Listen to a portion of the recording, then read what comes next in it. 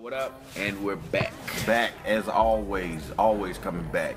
Here again, of course, your boy Bonafide, Teron Carter, and my man Coffee Jones in the building. place to Yep. be. Yeah. Here doing. Now we have that span. What was it, like a 2-year break after Art of Translation, and then you had your Art of Transformation.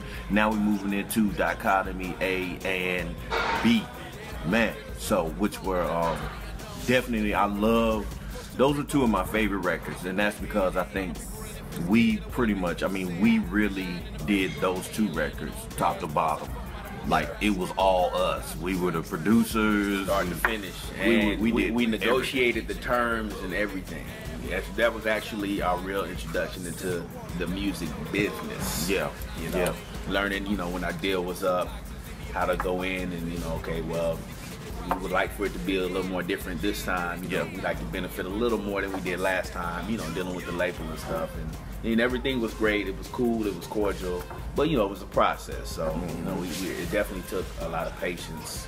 In the meantime, we still toured the previous albums, Art of Translation. That was a really big album for us. So that kept us, like, really busy. So, that was a blessing in itself.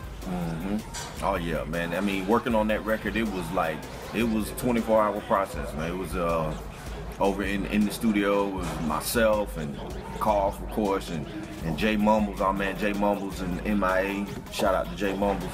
Man, we was in there. That was a process of, like, no sleep.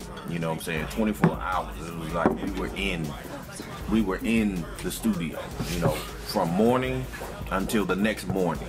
That type of thing. Going home, sleep for a few hours, come right back and get right back at it, man. But I love that record and all the features we had on it. From Petty V to Petty V to our boy, 4th Avenue Jones, Ahmad Jones. Who else was on that? Mind blowing. Tina Jones. Yep, Tina Jones. Crew. Yep, that whole crew was on there. Lisa Kimmy, she was on Shardy. Yep. Jonathan, our boy Jonathan, which is Shelly Warren. She's a local, real creative person in her own right, writer, spoken word artist. Kind of well-rounded person. One of my favorite people. She actually did a couple pieces actually on I think it was on B. She did a couple pieces as far as spoken word pieces. She did Next. So if y'all wondering who's this female on there talking, we worked with her on that. We'll get into that later. But yeah, she did the spoken word for a few of our songs, but that particular song, and her brother actually, he contributed on the hook to Anybody. Yeah, good friend of ours. He ended up touring and working in South Africa. He's still there, if I'm not mistaken. Yeah, he's still there. Yeah, man. That was and to me, Dichotomy A is really one of our most slept-on projects because that project was solid from top to bottom, from the songwriting, the hooks, the production.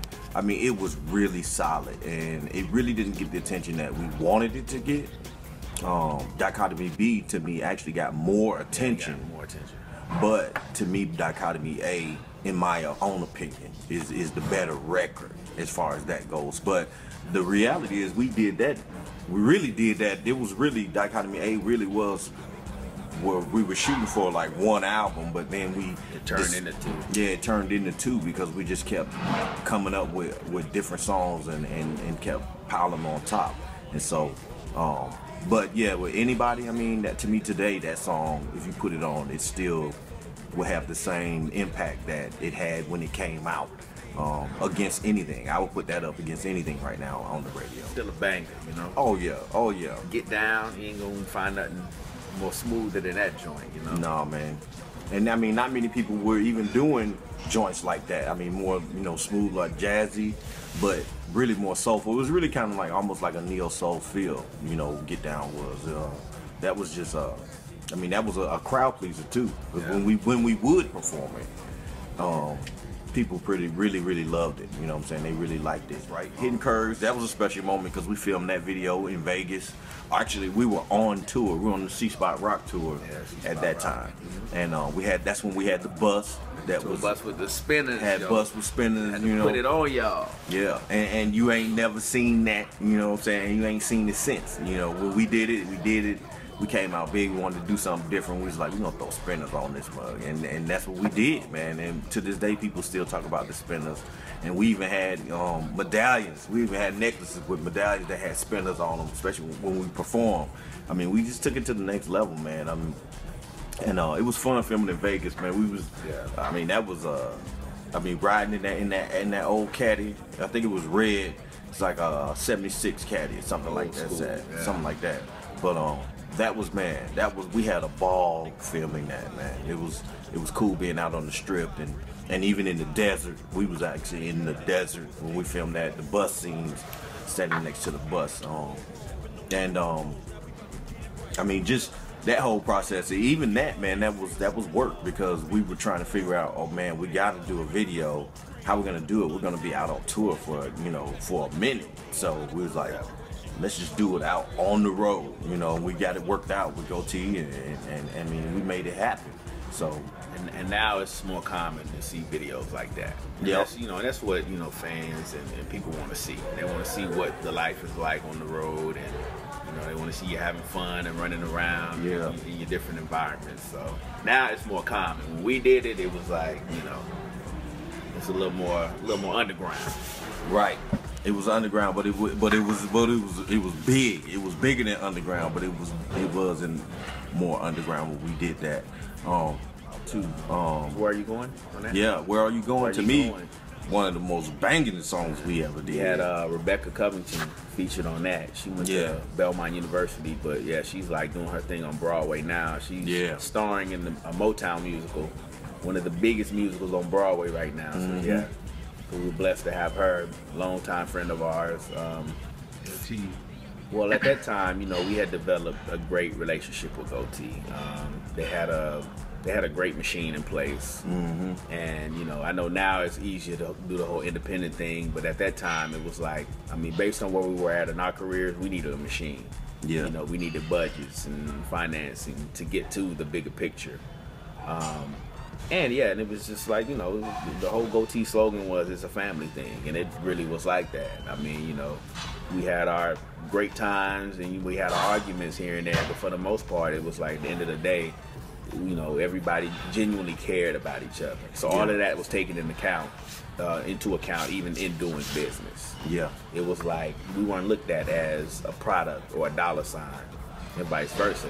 We could come to them when, we really were in serious need of something.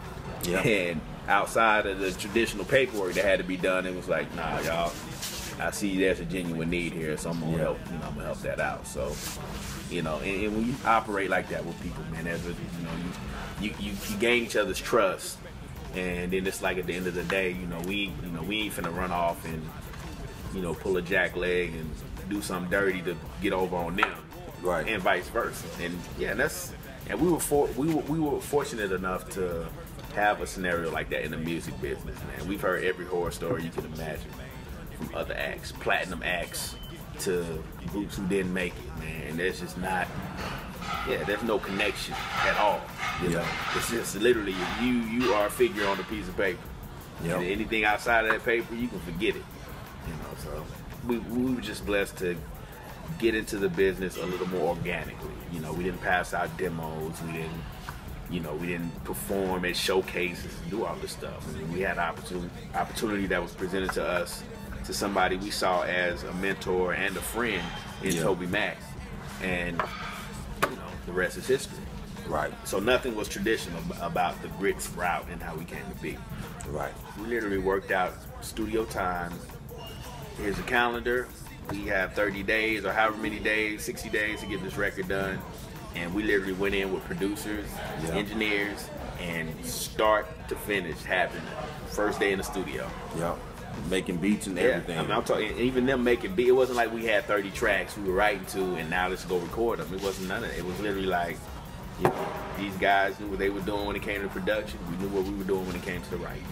We pretty much, we've done all of our records like that. We always went in and did the record. I mean, when we went in to do the record, we did it from top to bottom. In 30 days, we were done. I mean, and most times it was kind of a very stripped down version of the tracks that you hear on the record. Yep. And we go in and lay our verses, and a lot of times the producers will build around you know, our verses. Yeah. They would finish tracks like that. Yeah.